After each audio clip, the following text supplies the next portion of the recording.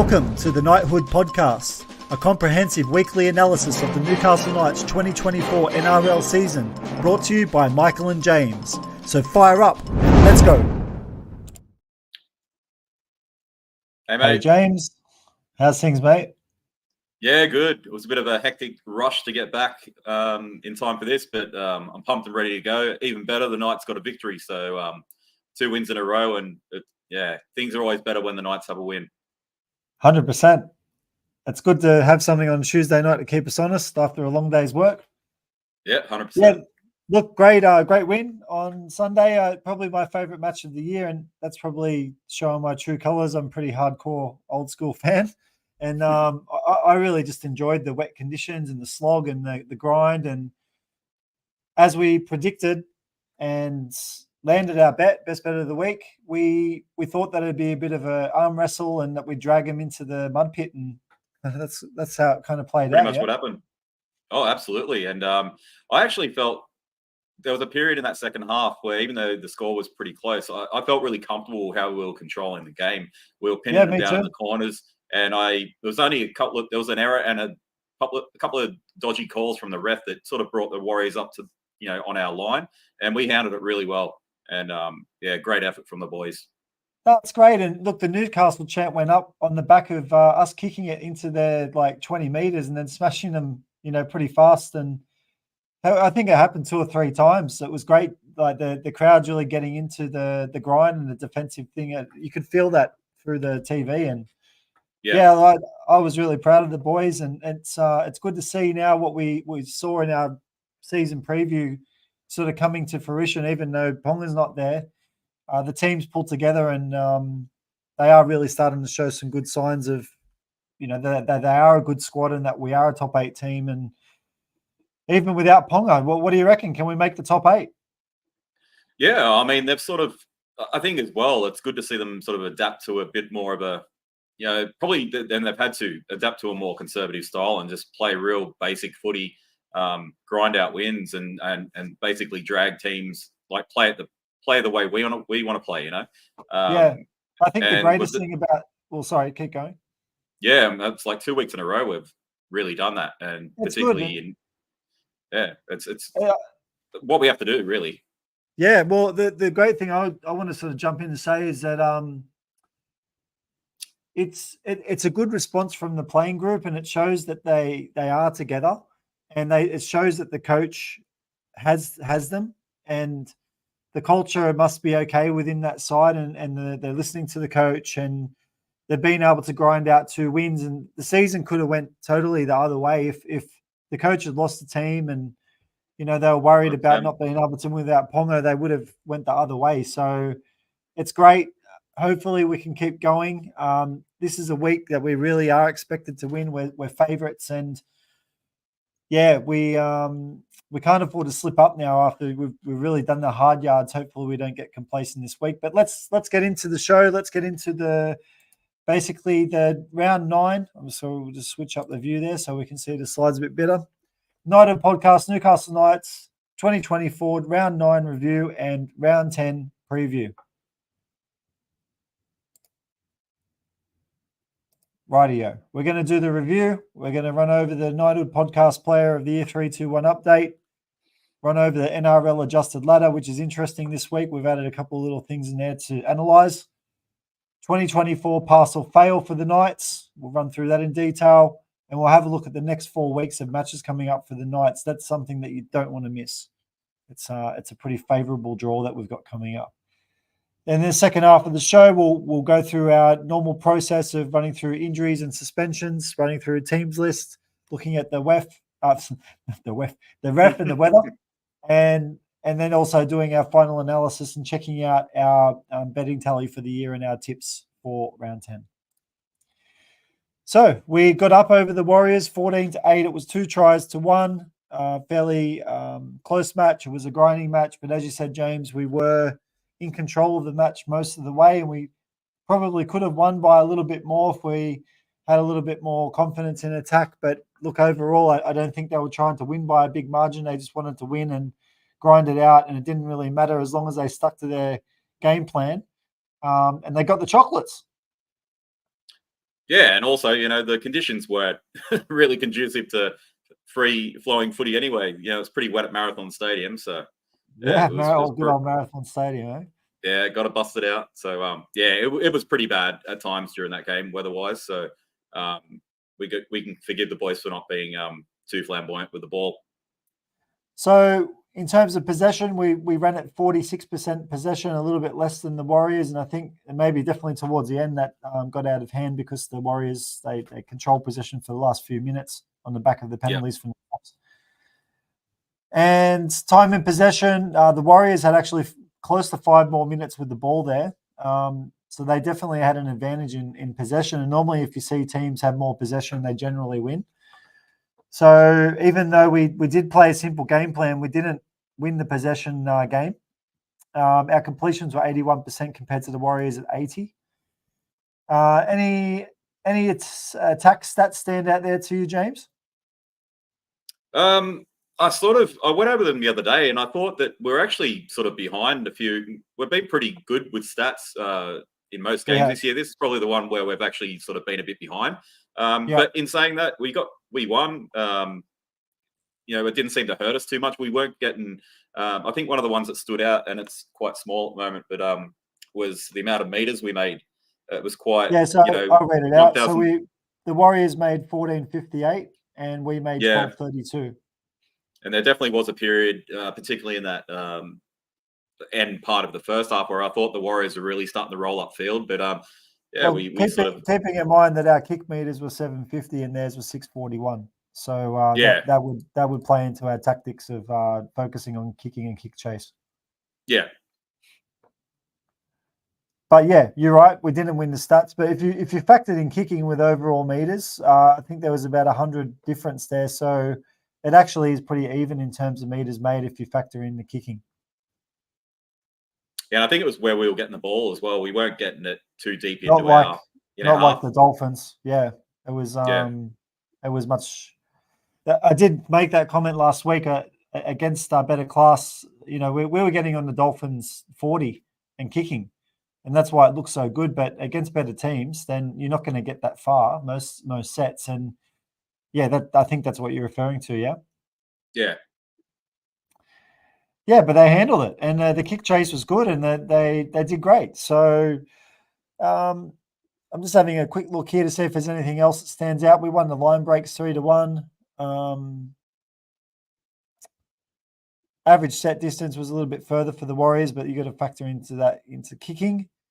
And kick return meters was pretty much even, and the offload rate was a bit higher for the Warriors. Look, kick defusal was pretty good for us at 82%. The Warriors only at 56%. So that's definitely a stat that we have improved a lot, which is great. Yeah, we were really struggling in that area in the start of the season. Probably coincided with Jenkins on the wing, not sticking it to Jenkins, but he was a bit of a liability there under the high ball. Well, Jenkins also, I think, dropped a ball late in the reserve grade match when they were winning, and then I think the Warriors went and scored. So it's nothing against you, mate. But we've got to call it out. It's that the Knighthood podcast is focused on performance. We're not focused on personalities so much. We do. We like the players. Obviously, we're very passionate about the team, but we're going to call out bad performance, and we're going to call out good performance. So it's based on merit, and there's nothing personal here. But yeah, Jenkins, he's had a few shockers. He'd actually be if I had okay, James. Well, maybe you're going to be the same as me, but if there's a player in the top 30 squad, we've only got 29 signed. Who's been the most disappointing signing for you so far this year? Yeah, it has to be him. Yeah, it's Jenkins. I think, I mean, it was a loaded question. Yeah, well, yeah, and we haven't seen Will Price or anything yet. So, but yeah, I've got to go with Jenkins. Yeah, look, it has to be Jenkins, and he has signed here, I think, for 2 or 3 years. So it's something that hopefully gets better. He was playing in the centres in reserve grade. I think he's more suited to that position. We may not keep Gay Guy next year. Hopefully we do. he's in good form and he's a great clubman and he was our captain on the weekend. So maybe they should sign him sooner rather than later. And even if it's for a 1-year deal, get it done. I reckon. Yeah, absolutely. He deserves He's a playing 1-year well. contract. Maybe he doesn't want a 1-year contract. But once again, on the United podcast, we don't go into speculation too much either. We try and look at what's in front of us and make good decisions based off that information. So, look, overall, I think we've gone through most of these team stats here. Ultimately, well, let's have a quick look at defense. Our defense was 92% effective tackle opposed to the Warriors at 91. Pretty high quality match of footy, really, in the wet. And even though there's a lot of criticism on the Warriors' attack, but they're a dangerous team, and you got to give the Knights credit for holding them out because they had a lot of shots at us. Yeah, and I think also early in the game, in the commentary, they were basically sticking it to the Warriors, and their completion rate was really bad in that first half, and they ended up getting it back up to 80%. So they definitely improved in that game. Well, you know what, we call out the players on performance. How about we call out these commentators? Yeah, he's talking shit.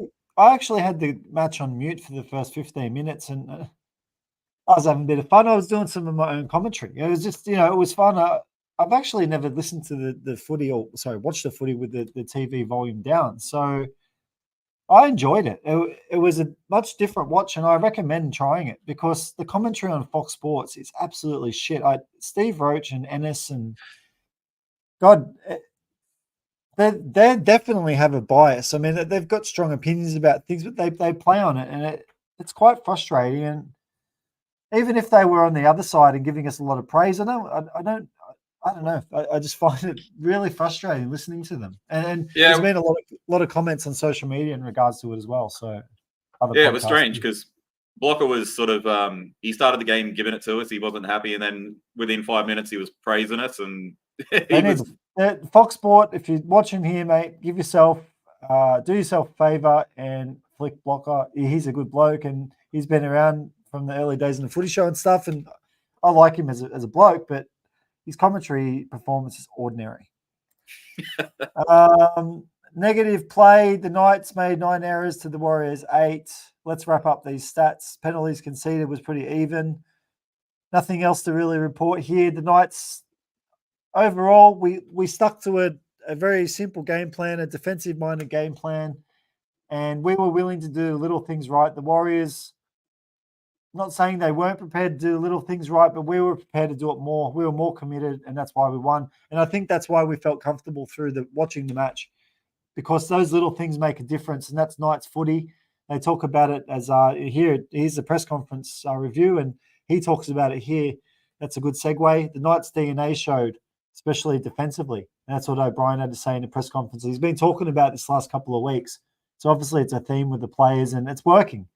And as a fan, and as a fan who's been there since day one, I love it. I love a defensive-minded mindset, and just great to see that they're willing to.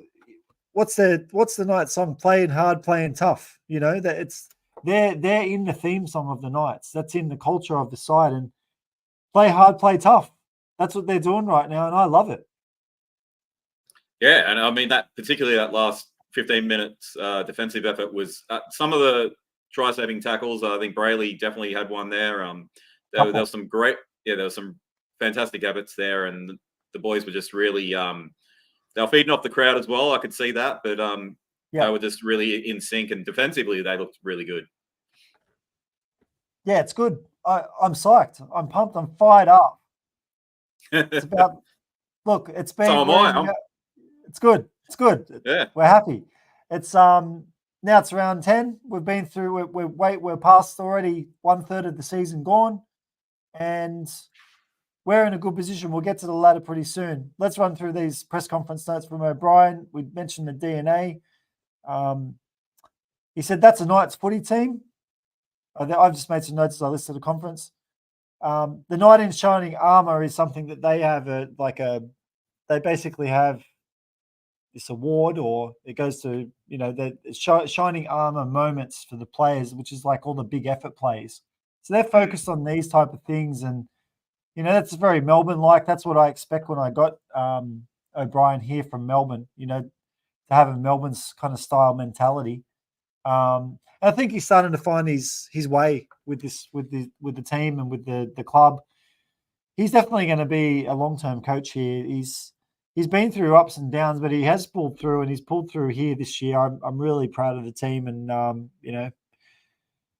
I guess I'm proud of the coach. So he's done well. He seems like he's a good bloke, and he works hard, and the results. Even though I still think we're a bit under par for the year, based off the start of the season, and they've basically admitted that they got it wrong. They were more focused on attack as opposed to playing like this, and I think obviously that comes off the 10-match winning streak last year, and then also Ponga. So when you take those elements out and they get back to the basics, you can see the results and you can see the quality of the squad. He singled out Daniel Safidi, giving him a bit of praise because he has turned around the corner in the last couple of weeks, and he said that happy with 2 wins in a row. He made a comment about the feel good has moved from attack and trying to score points more into this DNA stuff, which is what I just discussed. So that's where their focus has gone, and that's our analysis of it. The Knights are happy to go to Tamworth this week because it's a virtual home game. There's no further injury concerns. JSAF and Frizz are due to come back. We'll see that in the teams list pretty soon. And comments here from Brayley were that the Dragons, the Dragons match gave them confidence.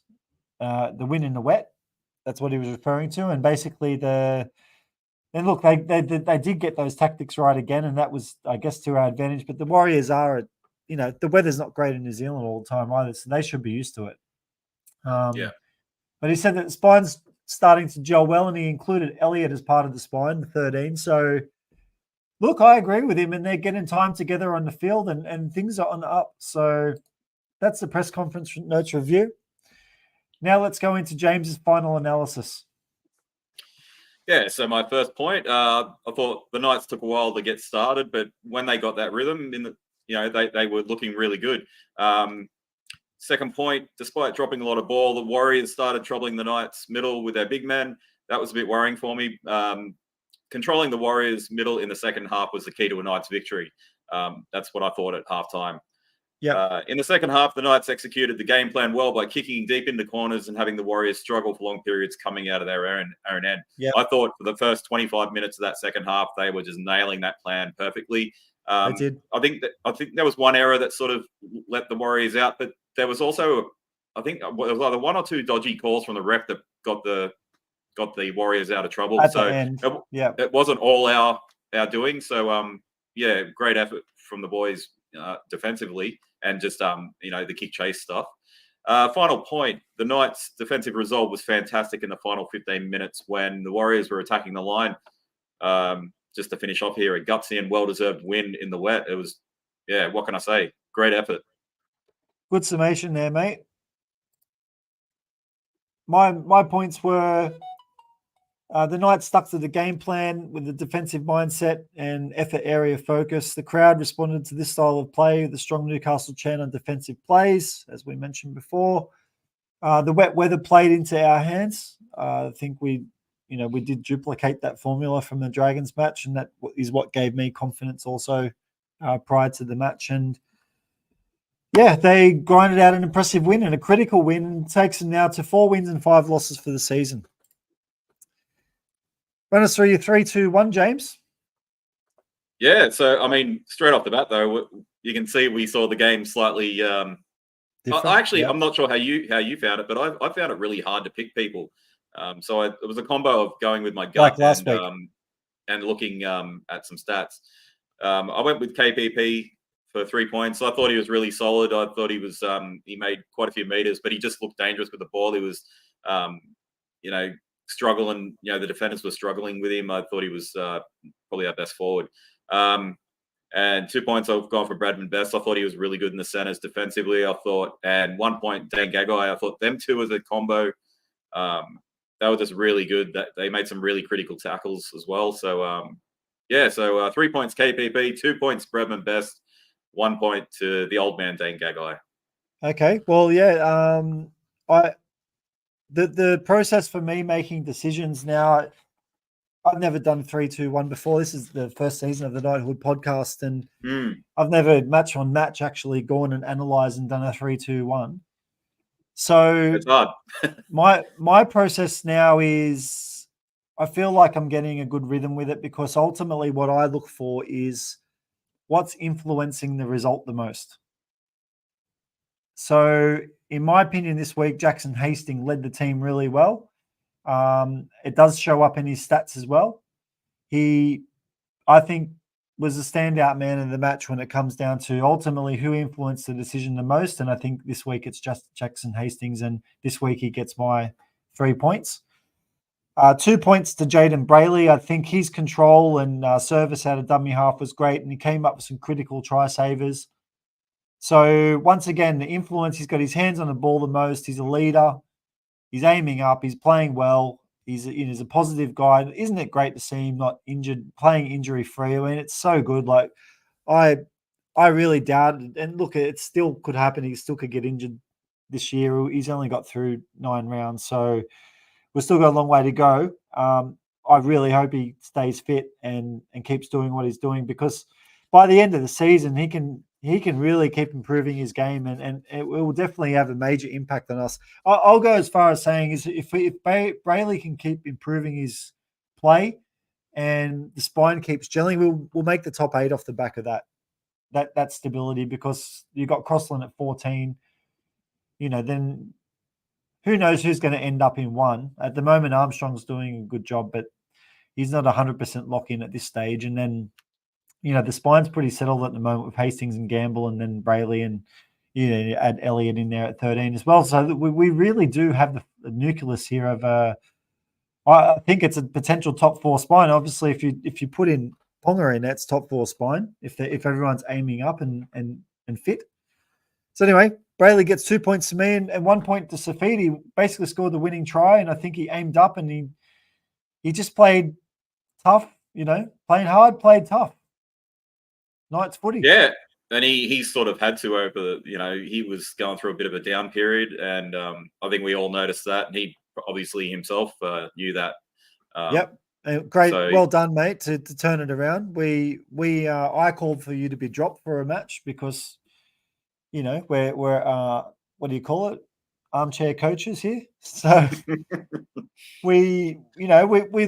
we're looking at the performance. We're looking at everything from the outside. We're not inside, and we can be a little bit more trigger happy here. We have mentioned that before. There's a lot more things the coach has got to consider in terms of team culture and individual, confidence and mindset and all these type of things. So look, good on Daniel Safini, good on Adam O'Brien for sticking by him. And he gets 1 point from me this week. So then if we look at the ladder of the player of the year for the Night of the Podcast this year, here's a question for you, James. Is anyone going to catch Kalen Ponga? He's still out in front on 17, and he could come back this year. Yeah, well, that's the thing. I mean, depending on what round he comes back and how much an influence he has at the end. I mean, I'm pretty sure there's a couple of guys there who could overtake him, but again, it comes down to when he comes back and what he does when he does come back. But it's pretty well spread out, isn't it? If it is, and I mean, if you look at it this way, if we've done a third of the season, then let's say what's 13 times 3 is 39. So yeah, I mean, KPP, if he keeps going in the way he's going, he'll definitely get in front of Ponga. So mathematically, yeah, Ponga will get overtaken. But if he comes back and he's got a few rounds to play, and we carry this thing into the semis, if we make it, then I think Ponga's a smoky to still come first, even with that major long-term injury. But KPP's there in second place on his heels at 13, and what a great effort, really. He's been our most consistent player all year. That's what I would say. We used to get the awards at the Barrow Bears, and the Lions, South Newcastle Lions, and the what was Stockton? What was your?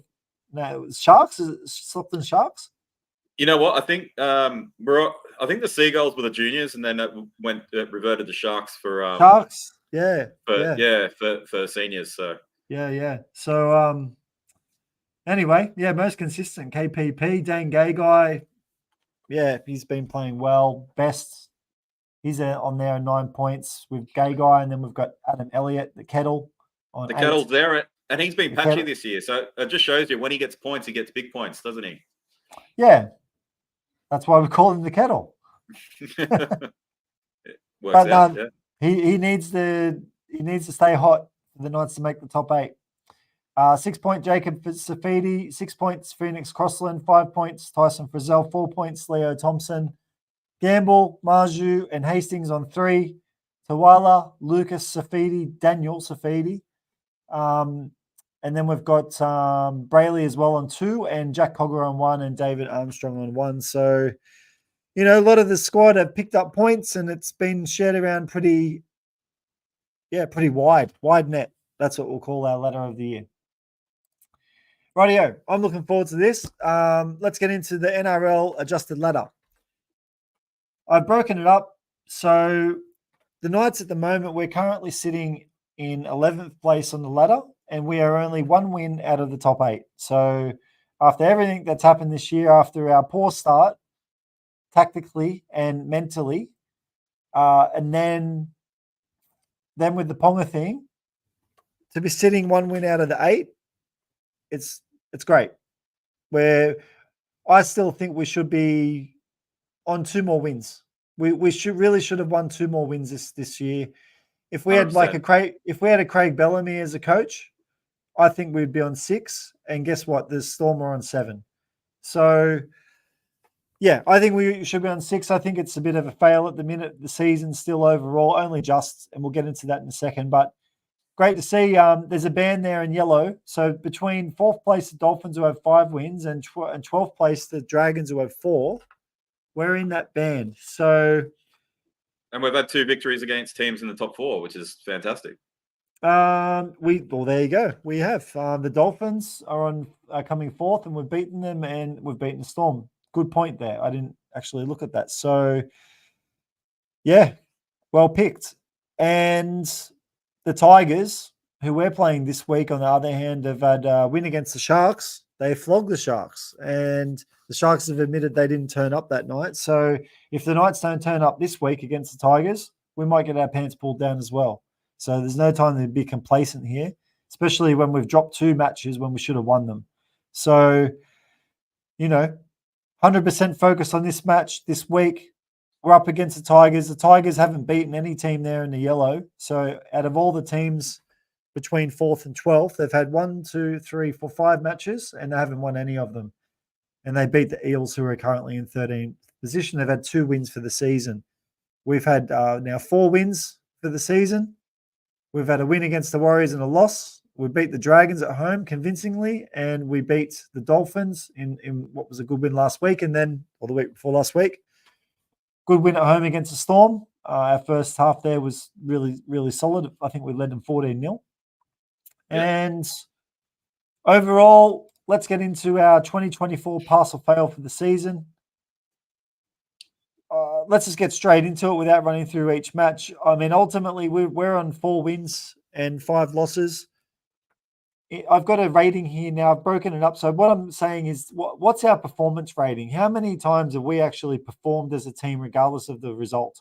I'm saying we've aimed up 6 matches out of 9, which is 66%. So I do think we should have won 6 matches out of 9. But what do you think, James? Do you think we've aimed up in 6 matches? I mean, if you cast your eye through quickly of those matches, I've got crosses and smiley faces against the matches. So the smiley faces are where we've performed, and the crosses are where we haven't. Yeah, I mean, Bulldogs and the Raiders is one of the ones that sort of stand out. Diabolical. As pretty bad, yeah. The Cowboys game we should have won. Yeah, the Roosters again. That was a game that we should have won. Yeah. So yeah. I mean, we definitely could have won a few more games. Absolutely. At least one, which would have taken us. It would have taken us to 5 wins and 4 losses, which is basically equal. What did I say? Let's have a look at the ladder. So it would have been equal 4th. So we were top. Yeah. We're a top 4 team if we win 1 more match, and if we've got a decent for and against. That's our closest season is there, folks. Very close, and the Knights are in the running here. I'm still saying it's a fail. We could have easily been 6 wins and 3 losses. And if we were at 6 and 3, where does that leave us on the ladder? That leaves us in standout third, or let's say standout fourth position, because you've got the Panthers there in third, Storm in second, and Sharks at first. So we did say that we're a fringe, top 4 team. Your prediction was that we'd make the top 4 this year, and I actually think we were on the right line. But what we underestimated this year was that the coach was still a little bit inexperienced, even though he's been around for 4 years. He didn't get the start of the season right here, and there was just too much. There was overconfidence in the squad. And I think the amount of halves we had, he sort of felt obliged to sort of that's mess where it he around went too wrong. much. Tactically, he didn't get it right with some of the team selection, especially around the halves.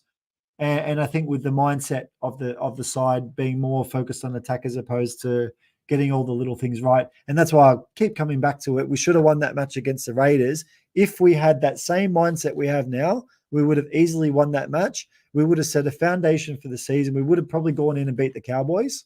And then our season looks much different, in line with what I'm saying here. We should have been on six wins and 3 losses. So that's the take. Okay, James, run us through the next 4 weeks. They're in yellow, the matches, and we've got 1 bye. So what have we got here? We've got we're got sponsored by Specsavers again here. Yeah, Tom's yeah. eyes are failing. Yeah, they All are. right. Sorry. I've set you up here. So look, You the have. Bulldogs. I haven't seen. We are playing the Bulldogs. We're playing the Tigers this week.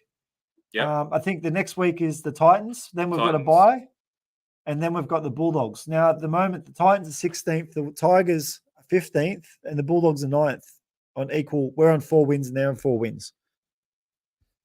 And we've got a bye. So, what do you think, James? What an opportunity here. What an opportunity. Okay, let's go back to that ladder. Let's say we win 3. Let's say we win all 3 of those matches. If we win 3 of those matches, that puts us on 7 wins. That puts us on the top of the table, regardless. Obviously, got to factor in other results, and those top teams are probably going to win more matches. But there's a good chance that you need 6. You need 5 wins at the moment to be equal 4th. If we're on 7, plus we've got the bye in there, we're going to be right there. And really, this will define our season now in terms of making the top 8 or not, because we have dropped a couple of games that we should have won. Now, if we win the games that we're expected to win here, we're going to be really in a good position to be making the top 8. If we don't, if we drop matches here in this period, we're probably going to struggle to make the top 8. We might see, if we're struggling to make the top 8, we'll probably see Ponga see that for the rest of the year. Common sense would say that. We don't know how his surgery is going to go and what the actual vibe is within the club there, and whether he wants to try and get back and really play. But does he really want to come back and play if they're not in contention, or they're kind of 50-50? They wouldn't risk it, would they? Well, we don't know, but I would suggest that they shouldn't. But not if we're just going to be, battling out to, not make the top 8 or just make the top 8. It's not worth it.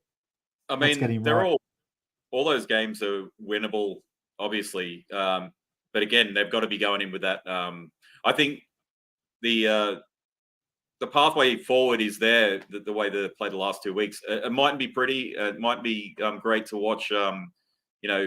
Entertainment wise, but they've really got to go in with that defensive mindset, because I can't see the Knights scoring a lot of points, so they've basically got to drag these teams into a shit fight. Teams like the Titans can score points; they can score a lot of points. Well, out of those 3 teams, the Titans worry me the most. The footy they're playing in the last couple of weeks, but whether they can keep that level up, it's too far out for us to start predicting what's going to happen in upcoming matches. But if we look, let's focus on week to week. I just thought I'd chuck this in because we've got such a great opportunity in front of us here. After getting those last 2 wins of Ponga out, we've set ourselves up here to potentially win another 3 in a row, which would be 5 in a row plus a bye. And then we're going to come into some harder matches. And I think those harder matches take effect during some Origin matches or maybe just after Origin. So depending on how many players we've got injured and in Origin, the season's going to take some different twists and turns. That's why we need to get these 3 wins on the board before Origin starts. Would we actually have any Origin players this year? Gagai won't be there, will he? No Ponga. Frizzell doesn't seem to get picked for New South Wales anymore, does he? Well, Bradman Best would have to be a chance. Yeah, if they're going off his performance last year in that last game. The Safidis have got to come into consideration because they have performed in that arena in the past, and Frizzell was in the side last year. Yeah. Frizzell was last year. I thought he'd been. Yeah. No, it was last year. Yeah, I think he got dropped in the last match. So there's definitely a chance of a few of those guys getting a call up for the Blues. Well, if I had to say now that are we going to have many players in the Origin, the answer to that is really answer my own question is that let's see how they go in the next few weeks because they might actually stand. If we win 3 in a row and the Knights are all of a sudden 5. What's going to happen in the media? Oh, the Knights now they're on 5 in a row. Are they going to start going into this 10 win streak again? That'll be the media. And then because of that press, I mean, the chances are probably higher that they will get looked at more closely for Origin spots. Yeah. Fair point. Okay.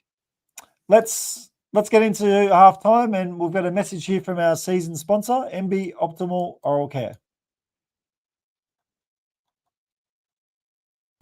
MB Optimal Oral Care are our season sponsor of the Knighthood podcast. They have a range of zero plastic oral care products that are best for you and best for the planet. You can check out their full range of products via Chemist Warehouse online. Find the link in the description. Thank you, MB Optimal Oral Care, for sponsoring the Knighthood podcast for the 2024 NRL season. Great products, eco-friendly, zero plastic dental oral care products. They really care about your oral health. They make products that are best for you and best for the planet. If you don't know what a tongue scraper is or have never considered using it, you should consider scraping your tongue before you brush your teeth and floss. It's just part of optimal oral care and good oral hygiene. And having good oral hygiene is the key to having overall wellness. A lot of health challenges and diseases originate from having poor oral health, or poor oral health can actually impact your general health and well-being in a major way. So check out MB Optimal Oral Care on Chemist Warehouse online. It's spelled EMBI space OOC, MBOOC. Check them out on Chemist Warehouse online. Rightio, James, you're in the second half, mate. Let's have a look at the injuries and suspensions. Who do you see there? How's the Specsavers going here? Yeah, we've got the 94% strength rate, full strength Again, rating. We've had a good run this year with injuries. With Kalen Ponga's the only man out at the moment. Yes. He's obviously our biggest player, our most influential player. But other than that, we're very, very strong squad at the moment. And look, I'd rather Ponga in the side, but I'm really embracing not having him in the side, and the fact that we are at 94% full strength rating, and we've had a good run of injuries. So well done to the performance staff at the Knights because they've got it right. There's a lot of injuries across the NRL right now, and we really, I would say, probably one of the least affected sides of injury. And we have had the suspension, and we've had a couple of injuries, but we've managed it and we've pulled through, and it's great. Tigers, they have 3 injuries: Aiden Caesar, Adam Dewey, and Junior Tupou. So they're at 82%, and once again, we have an advantage here. I mean, Aiden Caesar for them is a big loss. He's obviously it's a big loss. It was his tackle was pretty ordinary. He got 4 weeks, didn't he? He did, and in the critical moments in that match when the Tigers were up against it, he was the man that was kind of standing up. And without his leadership this week, let's have a look here. Look, they've got Jaden Sutherland in there at 7. What are your thoughts about Sullivan at 7? Do you know much about him? He's a bit of a what do you call he it? came from the Journeyman. Dragons, didn't he? Yeah, he came from the Dragons. I'm pretty sure, and he Panthers as well. yeah, like I haven't seen I a think he whole went lot to of the him. I think he went to the Panthers and now he's gone to the Tigers. Yeah, there was a lot of talk preseason about him going to the Tigers. I think I'm right there. Maybe I've mixed him up with another player, but anyway, I'm pretty confident he went there last year on a short-term yeah, contract with the Panthers. And then, look, he's a talented player, isn't he? But I mean, you'd rather someone like Caesar there to guide the team around, a bit similar to Hastings. yeah, Season's a very he sort of reminds me of a lot of Fogarty with his kicking game and stuff like that. Really solid player, great kicking game. Yeah. That's Caesar. So they're going to miss that. So look, the Tigers team here at fullback, they've got Jareem Buller, Charlie Staines on the wing, with Brent Naden has been pushed onto the wing this week.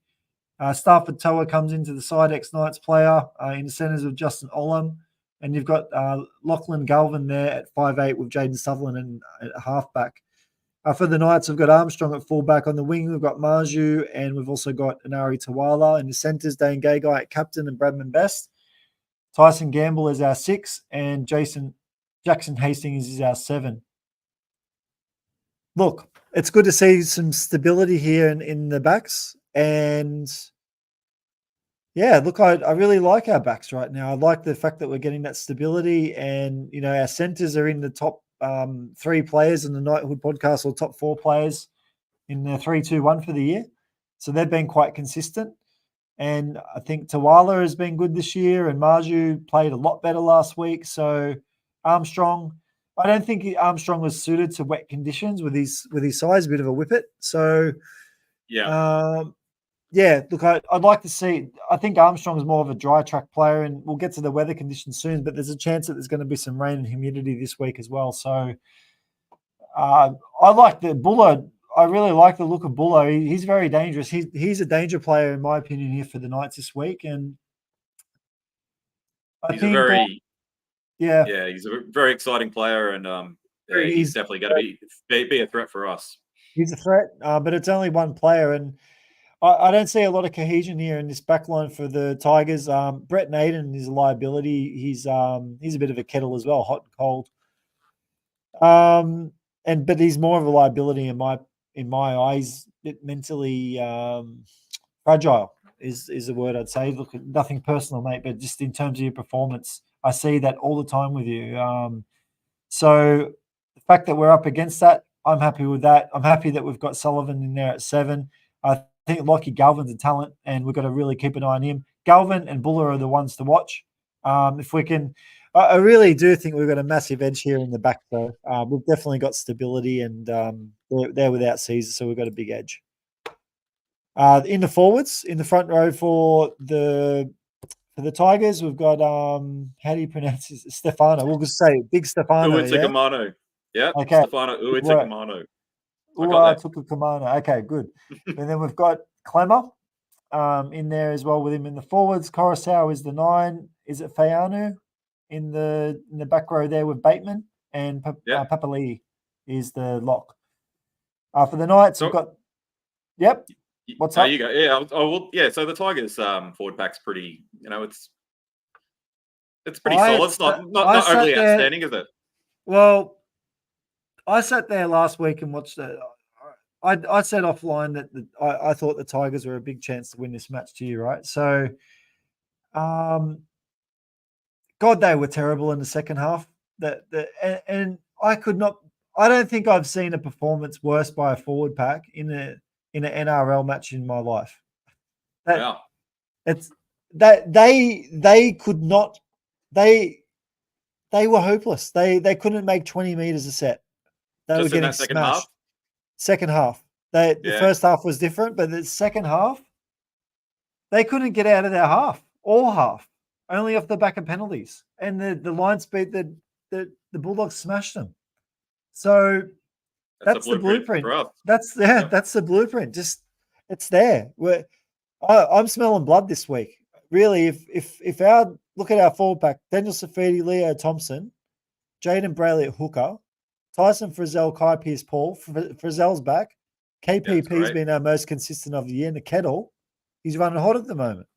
So we have a clear edge in this starting 13 across the board. And I don't want to underestimate the Tigers, but that second half last week, that was woeful from their forward pack. And there's a fair bit of instability in their back line now.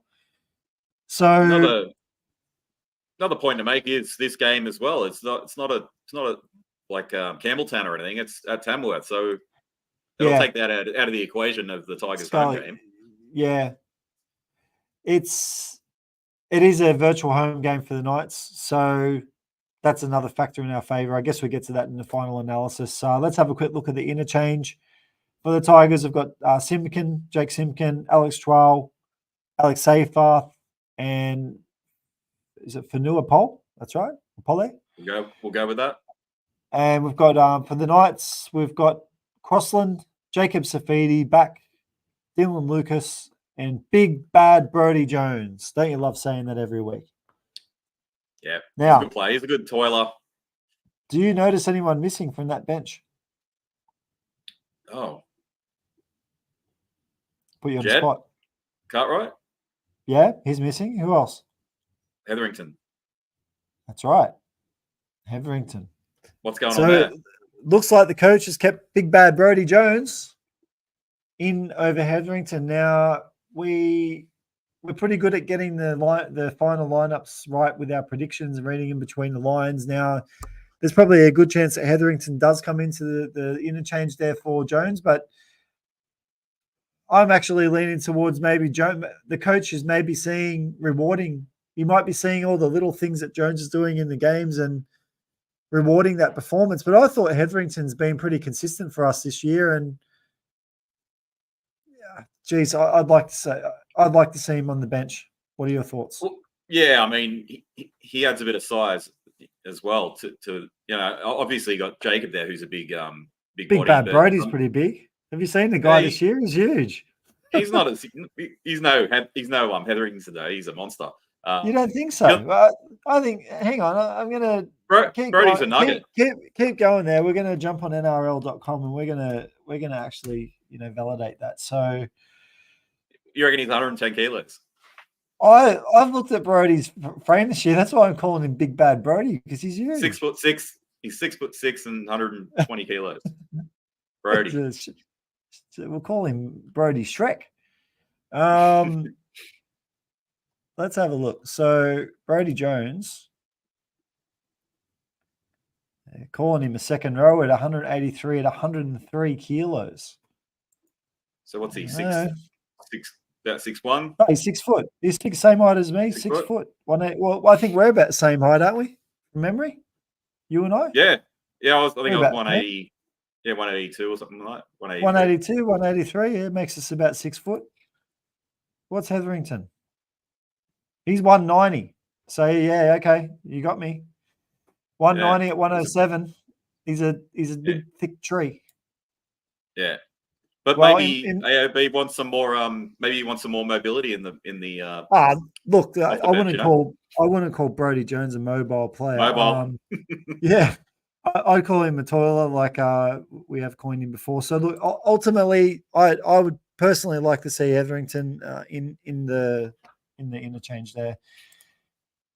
Just having a quick look at the extended reserves. We've got De Silva in there, Alamato,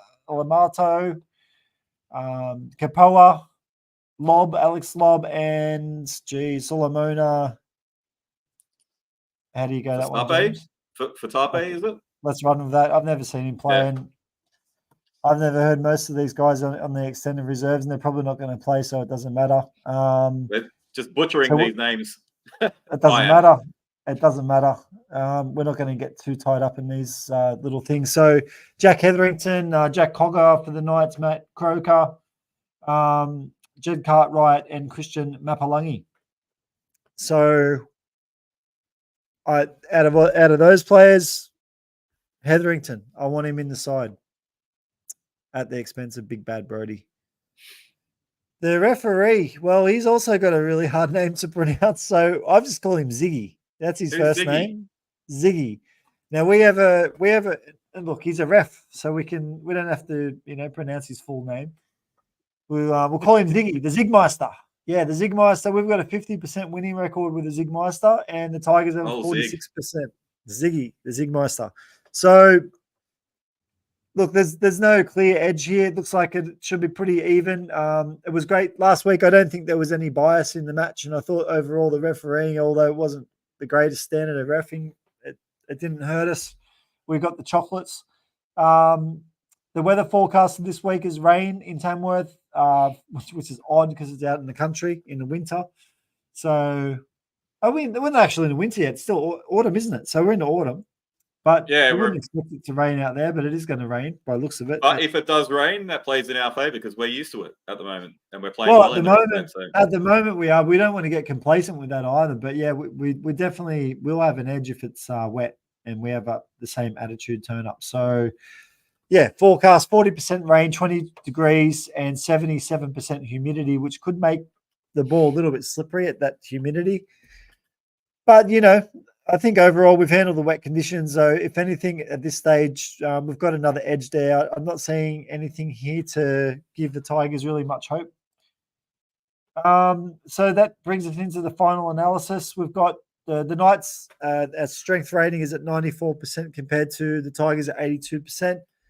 I haven't made this point here in the notes, but we haven't had a bye yet. The Tigers have had a bye. So, yeah, I don't think that's going to play into it. The Knights are building momentum, 2 wins in a row without Ponga, and we've really got our style of footy down pat at the moment. And there's a good chance that with that sort of foundation laid, we might actually now start actually progressing our attack a little bit more. But I just hope that the coach is not there coaching that into them too much. Hopefully that just comes naturally. And it's not something that's going to be a focus on, let's improve our attack this week.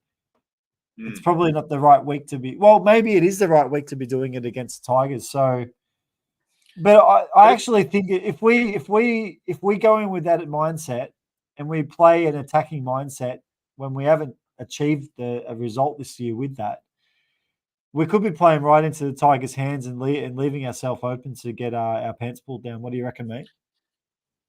Yeah, absolutely. But I also think that the more we sort of play with this mindset of being a great defensive team, you get confidence from that. And it's 100%. A bit of a cliche with what the commentators and stuff say is that a lot of stuff will flow off the back of that great defense and the confidence from it. So the attack can improve off the back of that. So that's what I'm hoping for anyway. You've only got to score enough points to win. Doesn't matter if you win by 1 or 50, does it? So yeah, exactly right. Right now, we're just going to stack wins. That's the Knights' focus, and that's their mantra for the week. Let's stack wins, stack wins, stack wins, stack wins. Everything we do, effort, effort, effort, little things, knight in shining armor moments. Let's go. That's it. So hopefully that's what's gone through their heads this week at training, and the coach is ramming into them, and the Knights are pumped, fired up. They should be fired up. We've made a note here that it's Tamworth virtual home match. For us, and then they did their preseason out there for a few years now. And did you play in that match? Remember at Waratah in the 15s, and we played in the Buckley Shield, the final against Tamworth? Can you remember that match?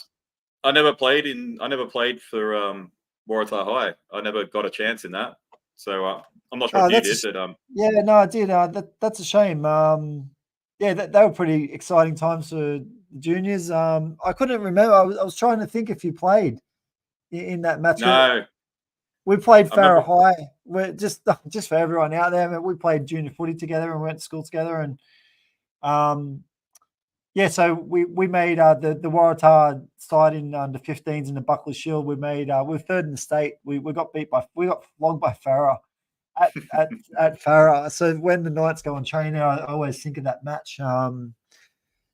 I do remember it though, because I remember there was a game leading up to that where there was a big game at the back of Waratah, Waratah Oval. Yeah, and we played the team from was it Illawarra? I think we played. Yeah, we tailed them up like 50. Then we obviously got. Wasn't that a good match? That was because the whole school went there and. Yeah, it was awesome. Yeah, they were good memories. I remember remember Matthew Harton scoring a try. He scored the opening try. He used to have that running style like Brett Mullins. He was, yeah, good player. The long legs, just striding away. Yeah. Memories. Yeah, good old days. But I've got bad memories from Farah. I never. There were times in my we won't go into this too much, but there's times in my junior career that I mean we played with some good players.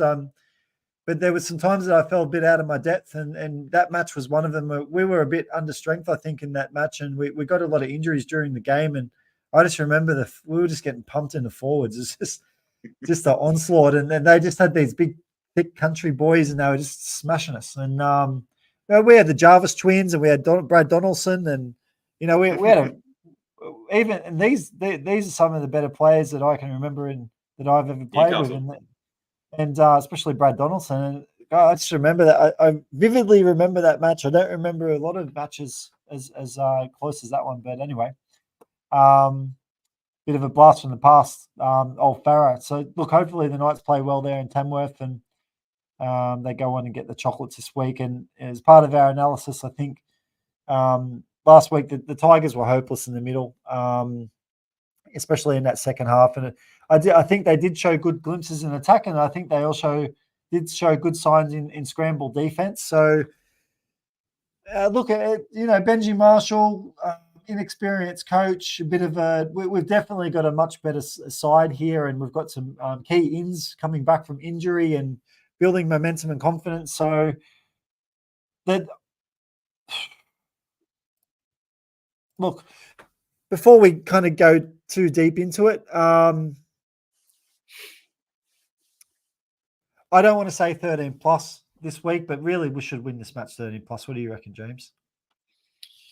Yeah, well, I've been thinking about it this week. I'm a bit worried that we don't have a lot of points in us, to be honest. But yeah, that's what's stopping me from going 13 plus. Well, if we get in an attacking style a match, but what do you think that at some stage the attack, the side that we've got, and we've got some consistency there with the spine. So you would think that if we get into an attacking style type of match, and I still think we're way better than this Tigers team. If our forwards aim up and roll through the middle and they earn the right to attack, and the Tigers are a bit off, but maybe we win this by 30 or 40. And depending on the conditions there as well, might bring David Armstrong into the game more. Yeah. He might be more of a threat than if it's wet. And you just don't know. We might roll through them in the middle and score a lot of tries through the middle. It mightn't be about all the flashy stuff out wide. Yeah, I hope. Yeah. Well, we'll get into our final prediction pretty soon. We're going to go into now the season betting tally. Now, this is a big focus of the Knighthood podcast. We want to be known for being very accurate in our predictions and turning over a profit with betting. I'm quite passionate about educating people how to stop losing money gambling and to actually manage their gambling habits. And if you're keen to turn it into something that is actually an investment, we'll call it a bet investment. And we want to be able to, if you've got a pool of money, you start with whatever you can afford to bet and make a good, consistent return on investment. So I'm going to jump straight into my stats at the moment. So it's been a pretty hard year for tipping and betting this year, and a lot of punters will be feeling it. The general punter will be feeling it pretty bad this year. So it's been pretty hard to predict, but at the moment, I'm running at a 15% profit on turnover, and I'm quite happy about that. I was in the negative after some of these, the Roosters match and then the Bulldogs match, back-to-back losses where we probably should have, got those bets, and I doubled down and had a live bet in that Bulldogs match, and it kind of put me a little bit behind the 8 ball. But overall, I've got a 7-win and 4-loss strike rate of 64% at 15% profit on turnover at an average odds of $1.81. My live bets on 1 from 1, and my average live winning odds are $1.90. So look, overall, I have stated that my goal is to get a 25% return on investment for the year. So after 9 weeks, I've made 15% profit on turnover. I'm pretty happy with that. I feel like I've got a good read on the side at the moment, and I've got a pretty good feel for the comp. So I'm looking to build on what we've got here so far, and we're definitely not going to get complacent. We're going to keep going methodically through this process and running through our betting system and laying out bets each week. Now, what I did last week is I laid out the bet via YouTube and Twitter. So I'm actually going to just put the bet on straight up this week. I'm going to announce the bet pretty soon after we run through James' strike rate and his betting experience. But most of the time, I'm going to actually wait pre-match to see what happens, to see if there's any late changes or injuries, because that I don't really want to gamble on what's going to happen with the team. And I'd rather wait to watch a bit of commentary before the match and listen to the coaches and take everything in. We haven't taken everything in at this stage, but from what I'm seeing at the moment, from the betting and the odds, I've got a pretty juicy bet that I just can't resist. I've got to keep my strike rate up, and I'm going to jump in for a bet, and I'll get to that in a second. So, James, just quickly, what you're the novice of the Knighthood podcast. Look, I've been betting for a long time, since I was at school. So I've been through ups and downs in my life of betting and been through tough times gambling too. I'll that's part of the podcast. You let's be honest about it, and let's try and learn to gamble responsibly. I'm quite passionate about it. So, James, I don't think you've gambled much or bet much, and you're a bit of a novice this year, and you're at minus 13%. But what the good thing you've done is you were way behind after that dip with the Knights, and you sat out a week. You sat out, I think, the Dolphins match, which is a good, wise decision to slow down. And then basically what you did is you felt pretty good about last week's prediction, and then you backed it head to head. I challenged you to go for 1-12. I probably should have. but you can't say that. You made a good decision and you won. So, I mean, what are your thoughts on your performance, especially in the last couple of weeks? Yeah, because I could see it. It was getting pretty dire, and then when it came to the Dolphins game, the way we played previous week, I just couldn't pick the Knights, so I had to sit out. And then, like you said, I liked what I saw in that game when we played the Warriors.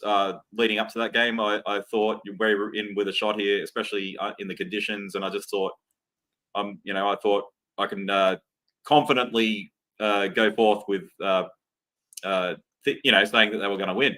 And thankfully, they delivered the goods. But yeah, it's been a learning curve for me this year. Like seeing things from different perspectives and stuff like that. Not going with your gut all the time and sort of looking at different aspects of it. You've helped me a lot with that, and just seeing different perspectives. Because as you said, I'm not like I've never really been a gambler. So this year it's been one of my first forays into it, and I'm enjoying it. It's been a really good process to sort of be a part of and see how it works.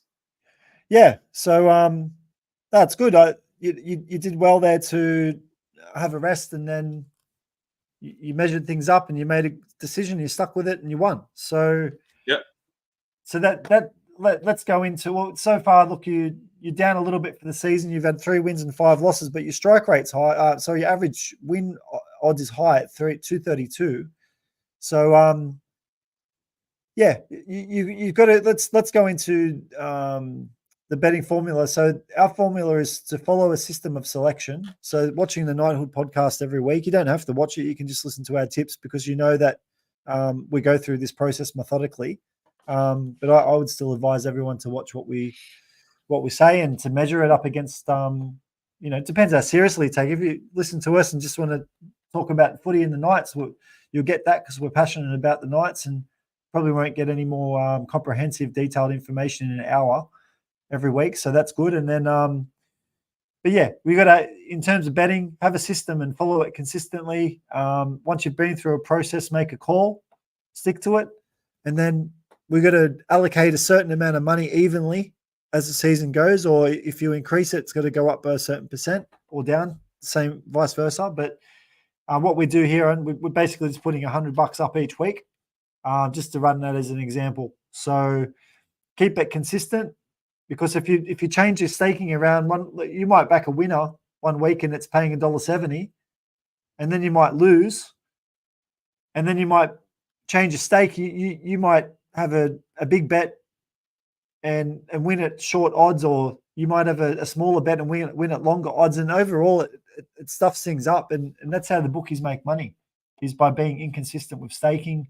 Another way the bookies make money, they're already in front by 10%. The odds are in their favor. So that's why we've really got to, find an edge and be ahead of them. So that's why you go through the process. You measure everything, and it takes this whole process for me every week takes 10 hours a week to go through the whole process. And that's running a podcast as well. So ultimately, what you can do is you can tune in on YouTube on the shorts 30 minutes before each match. And you can also go onto Twitter, because or X, that's where we base a lot of our content on game day, or all of our content on game day. And if you just want the tip, it'll be a 1 minute video, and we'll say something, and that's it. So you can just do that. So if you're doing it yourself, we recommend system of selection, make a call, get your staking even, measure your results, and focus on constant improvement. And we've got some rules here. So never bet more than you can afford to lose.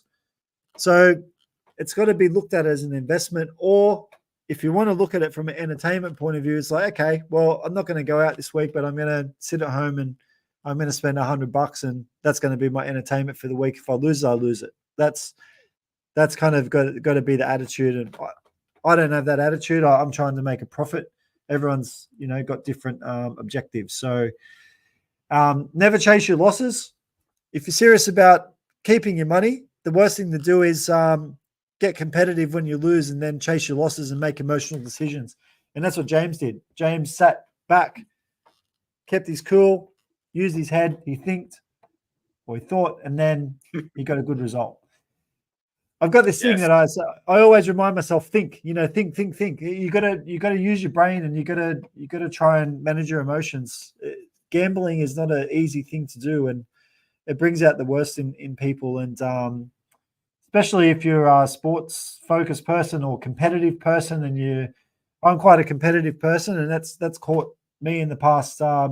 If I lose, I want to chase it. I want to fix it. It's actually the last thing you should be doing.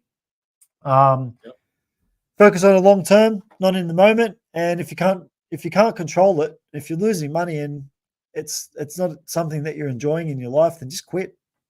Simple as that. And if you can't quit, go and get some help. Go and sit in a couple of meetings, or send me a private message. I don't even mind, being there for people who have problems with gambling. Send me a PM on X or something, and reach out, because we all need someone to help us from time to time. So yeah, gamble responsibly, everyone. That's the message. And beat the bookies. Follow our tips. We're up 15% for the year. So I haven't actually updated the slide for the odds, so I'm going to run through that here off my phone. So at the moment, the Tigers are paying $2.15 for the win. The Knights are at $1.70 this week. For the Knights, the Knights 1 to 12, they're at $3.15. The Knights 13 plus are $3.60. Tigers 1 to 12 are $3.45, and they're at $5 for 13 plus. So, James, have you thought about this? What's your bet for the week? Yep. So I'm pretty confident in a win. I think it'll be a close game, but this week I'm gonna go for the $100 on the 1 to 12 for the Knights. So 1 to 12. What's that paying? Okay. Three something? Is that what you said? Yep. So Knights 1 to 12 is $3.15. Yeah, I do think it's going to be a close game. Like, I just think we're playing that style of footy. Okay. It's sort of consistent with how we're going. So last week I challenged you to consider that, and it did eventually land 1 to 12, so that's significantly higher odds than what you got. So has that influenced your decision this week? It sort of did, actually, because when I thought about it, when they won, last week I was like, I should have done the 1 to 12. That's okay. Because So I did this last week, guys. I challenged James a little bit with his decision-making process. So just that's what we all need, is to be challenged to make sure we make better decisions. And that's what we're all about here at the Knighthood Podcast. So yeah, look, I don't mind it. Look, with the weather, I think that's something that goes into your favor with this bet, and the style of play the Knights have been playing. Something that does go against you is that I think the Knights are due to put a score on a team, and we did see in that Dragons match in the wet, they won 30-10, and I would actually say that the Dragons are a better team than the Tigers. Probably they're definitely a better team than the Tigers, and I don't think they played that bad on the night either. So that's something to consider. Do you want to have a final ponder on that? Does that information change your decision, or are you going to stick with what you've said? I know what you mean, but I can't. I just don't think the Knights are going to put a big score on the Tigers. James's bet this week is 1-12. Newcastle Knights, sticking with it. $3.15. Get it on Top Sport. That's our preferred betting supplier. Tristan Merlehan over there. He's a good guy, and they run a good business. So yeah, definitely. If you're going to bet in Australia, I recommend Top Sport. My tip for the week, I'm going to announce it right now. So my tip for the week is the Newcastle Knights head-to-head at $1.70. I think that's money for jam. I can't see us losing this match. I'm not being arrogant or overconfident. I just think that we've got a clear edge in the back line. We've got a clear edge in the forwards.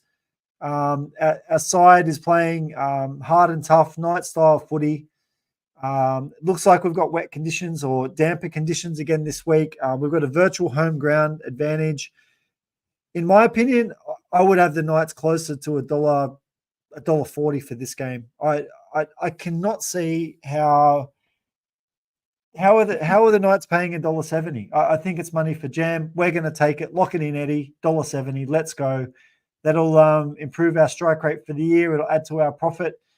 And I'll be pretty disappointed if we don't get a win here against the Tigers, considering everything, where we're at in the season, where we're at with the squad.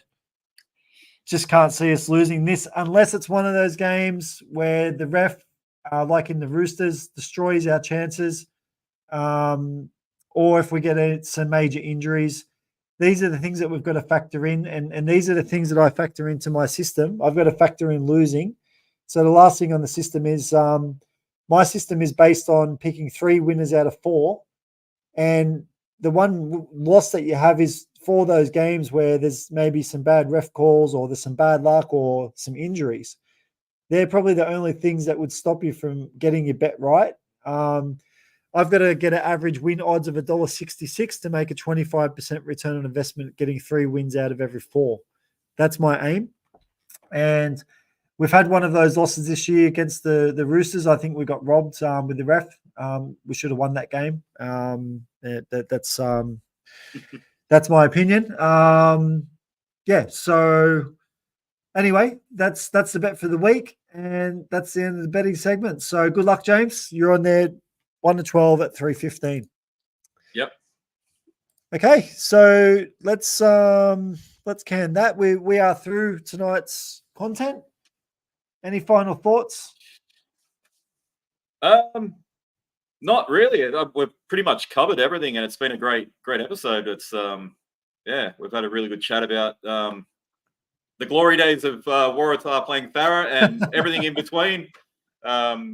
But yeah, it's been an awesome night. I've enjoyed it, and I really look forward to a night's victory. I'm pretty confident, and I think they'll deliver the goods. Yeah, that's good to reminisce a little bit of the old days. We are Newey boys, and we bleed red and blue, and I love footy. And geez, I loved it when I was a kid, and I got some great memories, and love my Knights. And it's good to see the hard and tough Knights footy coming out. I really enjoyed that match on the weekend more than any match I've seen this year. Just great to see all of the elements come together, and when they're under, when there's a bit of adversity, we've got that grit. That's Knights culture, and that's what I grew up with, and that's who I am. And I love seeing the team actually playing like that. It's well done, Adam O'Brien. Even if we lost and we played like that, I'd still be loving it. Well, they really embraced it last week. They sort of fed off it and they got better, at times during that game with that. Playing that tough style. So hopefully that goes further into the season. They just really love playing that tough style of footy. You got to love it, otherwise, and the way they defended the last 15 minutes. I mean, you don't defend like that if you don't love what you're doing. That's it. Well said. Okay. Well, if you guys have liked what we've had tonight on the Knighthood podcast, please give us a subscribe and a like. Everything counts, and we do this for free, and we put a lot of time and energy into it, and we're going to do it all year, and we're going to keep doing it every year. So we're going to get better, and give us a little bit of support there, and subscribe and watch us live every week at 7:00 on YouTube. If you can't get there live, you can get it on replay on YouTube, or you can listen on Spotify and on Apple if you want to do that on the daily commute. We are pretty heavy on X. We're not very heavy on social media in general, but my live bets, which we may still make a live bet. If I'm seeing a bit of land and slaughter with the Knights this week and filling the attack, I'm going to consider a live bet this week. So definitely tune in on X for in-game comments and live bets. And look, that pretty much wraps us up, mate. So it was great to on X. I shared the Knights in the shed singing the team song, and let's hope we see it again this week. Thanks, James. Great episode, and let's catch up next week and review it all. Win, loss, or draw. No worries, mate. See you next week. See you, mate.